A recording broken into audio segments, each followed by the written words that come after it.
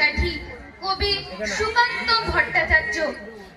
আমি একটা ছোট্ট দেশলাইয়ের কাঠি, এত নগণ্য হয়তো চোখেও পড়ে না, তবু যেন মুখে আমার উসখুস করছে বারুদ, বুকে আমার জ্বলে উঠবার দুরন্ত উচ্ছ্বাস। আমি একটা দেশলাইয়ের কাঠি।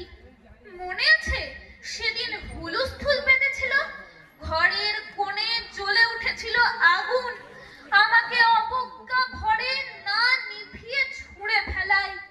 কত ঘরকে দিয়েছি পুড়িয়ে, কত প্রাসাদকে করেছি ধূলিসাৎ।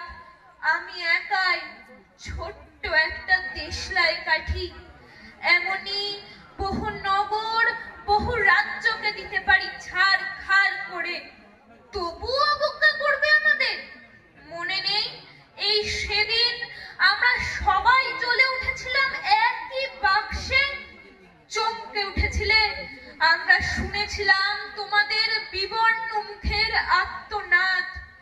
আমাদের কি অসীম শক্তি তা তো তোমরা অনুভব করেছ বারংবার, তবু বোঝো না আমরা বন্দি থাকবো না তোমাদের পকেটে পকেটে।